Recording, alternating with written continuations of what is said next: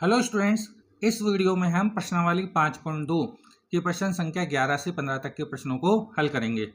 और 11वां प्रश्न है एपी दे रखी है 3, 15, 27 और 39 और आगे तक इसी प्रकार है का कौन सा पद 54वें पद से 132 अधिक होगा। तो इस एपी का कौन सा पद इसका जो 54वां पद है उससे 132 अधिक होगा।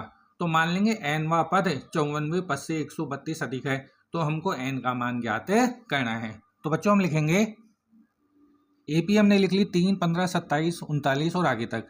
तो देखो इसका प्रथम पद तो 3 है, ए बराबर तो हो गया 3। अब इसका निकालेंगे हम सारवंतर डी। तो सारवंतर डी निकालने के लिए दूसरे पद में से पहला पद घटा देंगे। तो यहाँ दूसरा पद तो है 15 और पहला पद है 3 और 15 में से 3 माइनस करेंगे तो 12 जाएगा। और हम मान लेंगे कि इस एपी का एनवा पद इसके 54वें पद से 132 अधिक है। तो हम लिखेंगे, तो हमने मान लिया कि माना एपी का एनवा पद 54वें पद से 132 अधिक है। अब बच्चों देखो एनवा पद जो होगा इसको तो हम लिखेंगे ए एन से और 54वें पद को लिखेंगे ए 54 से। और ये 132 अधिक है, 54वें पद से 132 अधिक है, इसलिए 54वें पद में 132 जोड़कर इसको एनवें पद के हम बराबर कर देंगे। अब जो ए एन होता है इसका सूत्र होता है a plus n minus 1 into d. और 54वें पद का क्या सूत्र होता है ए प्लस 53 डी प्लस 132। यहाँ 54 है तो 54 से एक कम आएगा डी, तो यहाँ 53 लिख देंगे। अब बच्चों इसमें ए और डी के मान रख देंगे। तो ए का मान तो 3 है और डी का मान 12 है। तो जहाँ जहाँ ए है वहाँ तो हम रख देंगे 3 और डी की जगह रख देंगे 12। तो ए की जगह रख देंगे तो 3 प्लस एन माइनस 1 और डी की जगह हम रख देंगे 12, तो गुणा 12। यहाँ ए की जगह 3 रख देंगे प्लस 53 और डी की जगह रख देंगे 12, तो गुणा 12 प्लस 132। इसको और हल करें तो 3 प्लस एन माइनस 1 गुणा 12 बराबर 3 प्लस, अब 53 को 12 से गुणा करेंगे तो 12 3 36 के 6 80 लगी 3 और 12 पंजे 60 और 3 63, तो इन दोनों गुणा करेंगे तो 636 आ जाएगा प्लस 132। अब ये 3 इधर ले जाके माइनस कर देंगे तो n माइनस 1 गुणा 12 बराबर 3 प्लस 636 प्लस 132 और ये 3 प्लस का इधर आएगा तो माइनस का हो जाएगा, तो माइनस है 3। अब यहाँ पर ये प्लस का 3 और माइनस का 3 तो कट गया, 3 में से 3 गया तो 0 और इन दोनों को हम जोड़ लेंगे। तो n माइनस 1 गुणा 12 बराबर, इनको जोड़ो 6 और 2 8, 3 और 3 6 और 6 और 1 7, तो इधर आ जाएगा 768। अब ये 12 इधर गुणा में तो ये गुणा में तो इधर इसका भाग लग जाएगा, तो n माइनस 1 और ब्रैकेट हट जाएगा 768 बटा 12 और 768 में हम भाग लाएंगे 12 का, तो 768 में 12 का भाग लाएंगे तो 12 छिंग 72 और 6 में से 2 गए तो 4, उतार लिए 8 और 12 चौक 48, 6 बच गया 0। तो 12 का भाग 768 में है 64 बार, तो यहाँ लिख देंगे n माइनस 1 बराबर 64 और ये माइनस 1 उधर आकर प्लस 1 हो जाएगा, तो n बराबर हो जाएगा 64 प्लस 1 और 64 में 1 जोड़ेंगे तो हमारे पास आ जाएगा n बराबर 65। तो n बराबर 65 आ गया। इसका मतलब यहाँ जो हम कह रहे थे ना एन वापस 54वें पद से 132 अधिक है, इसका मतलब यहाँ पर ये 65 लिखेंगे, तो 65वां पद 54वें पद से 132 अधिक है। तो हम लिखेंगे अतः 65वां पद 54वें पद से 132 अधिक है। अब बच्चों 12वां प्रश्न है, दो समांतर श्रेणियों का सारवंतर समान है, यदि इनके 100वें पदों का अंतर 100 है तो इनके 1000वें पदों का अंतर क्या होगा। दो समांतर श्रेणियां दे रखी है जिनका सारवंतर तो समान है और उनके 100वें पदों का अंतर 100 है, तो 1000वें पदों का अंतर हमको निकालना है। तो बच्चों देखो दोनों समांतर श्रेणियों का सारवंतर समान है, तो दोनों समांतर श्रेणियों का सारवंतर तो हमने मान लिया डी। अब सारवंतर तो समान है लेकिन प्रथम पद तो अलग अलग होगा, इसलिए पहली समांतर श्रेणी का प्रथम पद तो हम मान लेंगे स्मॉल ए और दूसरी समांतर श्रेणी का प्रथम पद मान लेंगे कैपिटल ए। दोनों का केवल सारवंतर ही समान दे रखा है, इसलिए दोनों श्रेणियों का सार्वंतर तो हम डी मान लेंगे, लेकिन प्रथम समांतर श्रेणी का प्रथम पद तो ए मान लेंगे और दूसरी समांतर श्रेणी का प्रथम पद कैपिटल ए मान लेंगे। अब इन दोनों का nवां पद निकालेंगे। तो nवां पद कैसे लिखेंगे? ए एन बराबर a plus n minus 1 into d. ये पहली समांतर श्रेणी का nवां पद होगा और दूसरी समांतर श्रेणी का nवां पद क्या होगा? ए एन बराबर a plus n minus 1 into d. यहाँ पर स्मॉल ए नोटेशन काम मिलेंगे, कैपिटल ए नोटेशन काम मिलेंगे। अब इन दोनों का संवां पद निकालेंगे। तो संवां पद कैसे लिखेंगे? ए 100 बराबर ए प्लस, या एन की जगह 100 रखेंगे तो 100 माइनस 1 99 हो जाएगा, तो 99 डी। और इसी तरीके से इधर संवां पद निकालेंगे तो आ जाएगा ए प्लस 99 डी। यहाँ भी एन बराबर 100 रखेंगे तो 100 में से 1 गया तो 99 हो जाएगा। अब प्रश्न के अनुसार इस और इस मतलब दोनों के समवेय पदों का अंतर 100 है। दोनों के समवेय पदों का अंतर 100 है, तो लिखेंगे समवेय पदों का अंतर, ये दे रखा है 100। अब इसका समवाय पद तो कैसे है? ए 100 और इसका समवाय पद क्या है? Capital A 100। और इन दोनों का अंतर घटाएंगे तो 100 के बराबर आएगा। अब इसका मान रख दे तो इसका मान तो ए प्लस 99 डी, और इस कैपिटल ए वाले का है ए प्लस 99 डी, और बराबर में लिख देंगे 100। अब इस ब्रैकेट को खोलेंगे तो ये दोनों नेगेटिव हो जाएंगे, तो ए प्लस 99 डी माइनस ए माइनस 99 डी बराबर 0। और 99 डी से 99 डी कट जाएगा, एक प्लस का और एक माइनस का है, तो बचेगा ए माइनस कैपिटल ए बराबर 100। यह हमारे पास आ गया। अब हमको हजारवें पदों का अंतर बताना है, तो हम लिखेंगे हजारवें पदों का अंतर, ये हमको बताना है। तो बच्चों हजारवां पद कैसे लिखेंगे? इसका हजारवां पद हो जाएगा स्मॉल ए और इसके नीचे लगा देंगे 1000, तो हजारवां पद हो गया। और इसका हजारवां पद कैसे लिखेंगे? कैपिटल ए और यहाँ 1000 लिख देंगे, तो ये इसका हजारवां पद हो गया। अब इसका हजारवां पद क्या होगा? ए प्लस 999 डी, और इसका हजारवां पद क्या होगा? Capital A plus 999 D. अब ब्रैकेट ओपन करेंगे तो ए प्लस 999 डी माइनस ए माइनस 999 डी। तो देखो बच्चों 999 डी और 999 डी तो कट गई, क्योंकि एक प्लस का एक माइनस का है, तो 999 डी में से 999 डी माइनस करेंगे तो 0 आ गया, और यहाँ बच गया a minus a, small a minus capital A. और देखो यहाँ पर small a minus capital A का मान कितना है? 100, तो इसकी जगह हम लिख देंगे 100, तो बराबर 100, मतलब इसके हजारवें पदों का अंतर आ गया 100। तो जो समवेय पदों का अंतर है 100, वही हजारवें पदों का अंतर है 100, तो हम लिख देंगे अतः हजारवें पदों का अंतर है 100। अब बच्चों इसको 13वां प्रश्न है, 3 अंकों वाली कितनी संख्याएं 7 से विभाज्य है? मतलब 3 अंकों की संख्याएं बतानी है जो 7 से विभाज्य हो। तो बच्चों देखो 3 अंकों की संख्या कहाँ से चालू होती है? 100 से, क्योंकि 100 में 1 0 0 होता है, तो 3 अंकों की संख्या कहाँ से चालू होगी? 100 से। और सबसे बड़ी 3 अंकों की संख्या जो होती है वो होती है 999। 999 के बाद 1000 आता है, तो 1000 तो 4 अंकों की संख्या है, तो 3 अंकों की जो संख्याएं होंगी वो लिखेंगे हम 3 अंकों की संख्याएं। और जो 3 अंकों की संख्या होती है बच्चों वो 100 से 999 तक होती है, 3 अंकों की संख्याएं।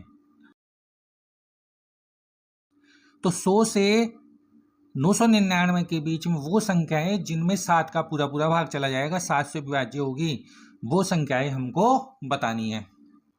अब बच्चों देखो हमको वो संख्या पता लगानी है जिसमें 7 का पूरा पूरा भाग चला जाए सबसे पहले, क्योंकि 100 से 999 तक होती है, तो सबसे पहले हम 100 में 7 का भाग लगाएंगे। तो 7 एकम 7 और बाकी बच गए 3, फिर 0 उतार लेंगे तो 7 चौक 28 और बच गए 2। अब देखो बच्चों, ये 100 कैसे आता है, तो 7 को अगर हम 14 से गुणा करें और उसमें 2 जोड़ दें तो हमारे पास 100 आ जाएगा। तो 7 गुणा 14 प्लस 2 करें, 14 को 7 से गुणा करेंगे तो 98 आएगा और 98 में 2 जोड़ेंगे तो 100 आ जाएगा। तो ये तो हो गया। अब इसमें देखो कि ये जो 98 है ना, इस 98 में 7 का पूरा पूरा भाग जा रहा है, इस 98 में 7 का पूरा पूरा भाग चला जाएगा, क्योंकि 7 गुणा 14 हो रहा है तो 98 में 7 का पूरा पूरा भाग चला जाएगा। अब देखो बच्चों, 7 का पारा क्या होता है, 7 14 21 इस तरीके चलता है। तो 7 में 7 जोड़ेंगे तो 14 आ गया, फिर 14 में फिर 7 जोड़ेंगे तो 21 आ जाएगा। मतलब इस 98 में अगर हम 7 और जोड़ दें तो हमारे पास वो संख्या आ जाएगी जिसमें 98 के बाद 7 का भाग चला जाएगा। तो 98 में 7 जोड़ेंगे तो कितना आ जाएगा, 105। मतलब 98 के बाद 105 वो संख्या होगी जिसमें 7 का भाग जाएगा। फिर अगर इसमें 7 और जोड़ दें तो 112 आ जाएगा। तो 105 के बाद 112 वो संख्या है जिसमें 7 का पूरा पूरा भाग चला जाएगा। तो 98 तो हम लेंगे नहीं, क्योंकि ये तो 2 अंकों की, हमको लेनी 3 अंकों की। तो सबसे छोटी 3 अंकों की संख्या होगी 105 जिसमें 7 का पूरा पूरा भाग चला जाएगा। तो हम लिखेंगे जो AP बनेगी हमारी, उसमें सबसे पहला पद आएगा 105। अब 105 में हम 7 जोड़ें तो 112, फिर 112 में 7 जोड़ेंगे तो 119, इस तरीके से आगे तक चलता रहेगा। अब हमको आखिरी वाली संख्या पता लगानी है कि 999 या 999 से पहले कौन सी संख्या है जिसमें 7 का पूरा पूरा भाग चला जाएगा। तो इसके लिए बच्चों हम 999 में भी 7 का भाग लगाएंगे। तो 7 का भाग लगाएंगे तो देखो 7 एकम 7, बाकी बच गए 2, उतार लिए 9 और 7 चौक 28 और शेष बच गया 1, फिर 9 उतार लेंगे तो 7 दूनी 14 और बच गए 5। अब यहाँ पर 142 है, तो 142 को 7 से गुणा करें तो 142 गुणा 7 करो, 7 दूनी 14 की 4 हासिल लगी 1, 7 चौक 28 और 29 का 9 हासिल लगी 2 और 7 एकम 7 और 2 9। मतलब 994 वो संख्या है 999 से पहले जिसमें 7 का पूरा पूरा भाग चला जाएगा। तो यहाँ हम लिख देंगे 994। अब अगर 994 में 7 जोड़ें तो कितना आएगा, 7 4 11 का 1 हासिल लगी 1, 9 और 1 10 की बिंदु हासिल लगी 1001 आएगा। तो 1001 तो 4 अंकों की संख्या हो गई। तो हमको कौन सी संख्या लिखनी है, 994। तो इस तरीके से हमारे पास पहली और आखिरी संख्या आ गई। अब बच्चों देखो, दोनों भागों से हम डायरेक्ट भी समझ सकते हैं कि इतना ना करके हम डायरेक्ट ही बता दें कि पहली और आखिरी संख्या क्या है। तो बच्चों आप सीधा सीधा देखना, जब पहली संख्या बतानी हो तो जो शेष बच रहा है ना, इस 2 और 7 का अंतर कितना है, 5 का अंतर है। तो इस 5 को 100 में जोड़ेंगे तो 105 आ जाएगा। और आखिरी संख्या बताने के लिए जो शेष बचता है ना, इसको सीधे 999 में से घटा दो। तो 5 को 999 में से घटाएंगे तो हमारे पास 994 बच जाएंगे। अब बच्चों देखो, इस समांतर श्रेणी का प्रथम पद A बराबर तो 105 और अब निकालेंगे सारवंतर D। तो सारवंतर D निकालने के लिए दूसरे पद में से पहला पद घटा देंगे। दूसरा पद है 112 और पहला पद है 105। तो 112 में से 105 गए तो सारवंतर आ जाएगा 7 और 994 आखिरी पद है तो इसको मान लेंगे AN बराबर हो गया 994। अब AN का सूत्र क्या होता है बच्चों, A + n-1 × D। ये AN का सूत्र होता है। इसमें A और D का मान रख देंगे। तो A का मान तो है हमारे पास 105 + n-1 और D का मान है 7, तो गुणा 7 बराबर 994। ये 105 इधर आकर माइनस हो जाएगा तो n-1 गुणा 7 बराबर 994 माइनस 105। 994 में से 105 घटा देंगे तो हम लिखेंगे, ये बच जाएगा 889। और अब यहाँ 7 गुणा में तो इस 7 का इधर क्या लग जाएगा, भाग। तो यहाँ लिखेंगे n-1 बराबर 889/7। इसमें हम 7 का भाग लगाएंगे तो 7 का भाग लगाओ 889 में। 7 एकम 7, बाकी बच गया 1, उतार लिए 8, फिर 7 दूनी 14, बाकी बच गए 4, उतार लिए 9, और 7 7 49। तो ये भाग जाएगा 127 बार। तो हम लिखेंगे n-1 बराबर 127, और ये माइनस का 1 उधर जाकर प्लस का 1 हो जाएगा, तो n बराबर आ जाएगा 127 प्लस 1, तो n बराबर आ जाएगा 128। मतलब 128 आने का मतलब है 105 और 999 तक ये जो संख्या है ना, ये कुल संख्या है 128। और इस बात को ऐसे भी समझ सकते हैं कि 100 और 999 के बीच में ऐसी संख्याएं भी जिनमें 7 का पूरा पूरा भाग चला जाएगा, वो संख्याएं हैं 128 संख्याएं हैं जिनमें 7 का पूरा पूरा भाग चला जाएगा। अब बच्चों 14वां सवाल है, 10 और 250 के बीच 4 के कितने गुणज है। 4 के गुणज का मतलब है जैसे 4 फिर 8 फिर 12 16, मतलब एक तरीके से इसका पारा है 4 का पारा। तो 10 और 250 के बीच में 4 के कितने गुणज है हमको बताने हैं। तो बच्चों देखो 10 और 250 के बीच में हमको 4 के गुणज बताने हैं। तो देखो 4 का पारा होता है 4 एकम 4, 4 दूनी 8, 4 तिया 12, 4 चौक 16, इसी तरीके से 4 पंजो 20, 4 सिंह 24, आगे चलता रहेगा ये। तो यहाँ पर देखो 10 के बाद कौन सी संख्या मिलती है, 12, जिसमें 4 का पूरा पूरा भाग जा रहा है, मतलब 4 का गुणज है। तो यहाँ पर हम लिख देंगे पहली संख्या तो हो गई 12।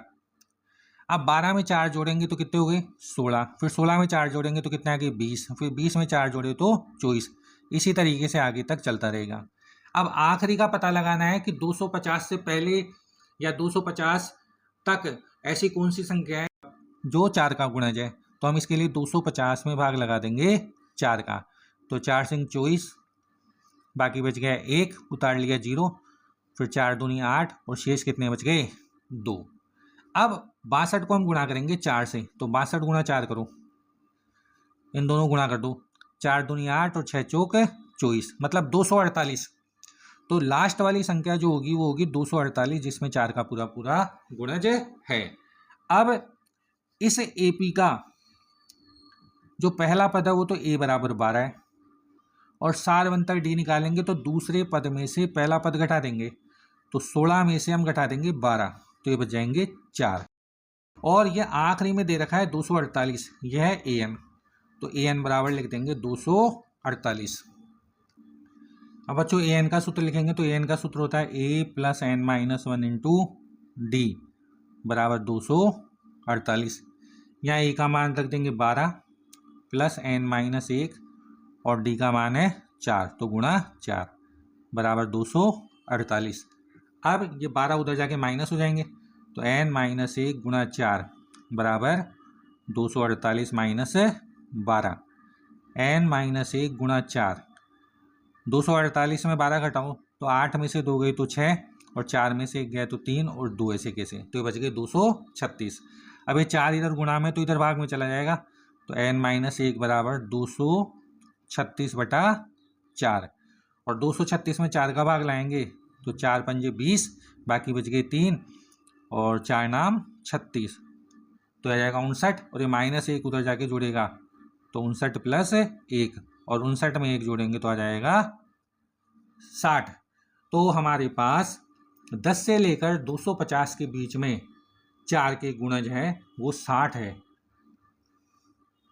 अब बच्चों 15वां सवाल है, n के किस मान के लिए दोनों समांतर श्रेणियों 63, 65, 67 और 3, 10, 17 के nवें पद बराबर होंगे।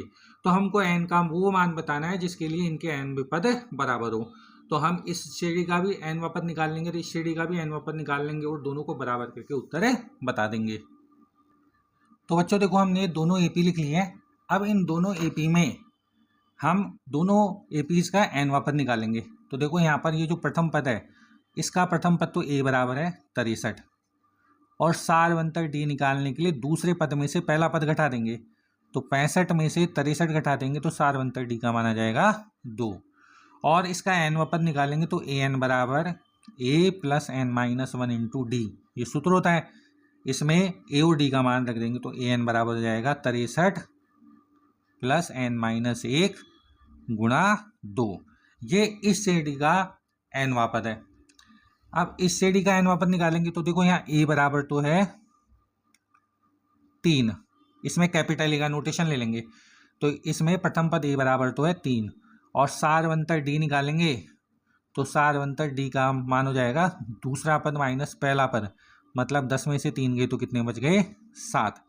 अब इसका एनवा पद लिखेंगे तो ए एन बराबर a plus n minus 1 into D.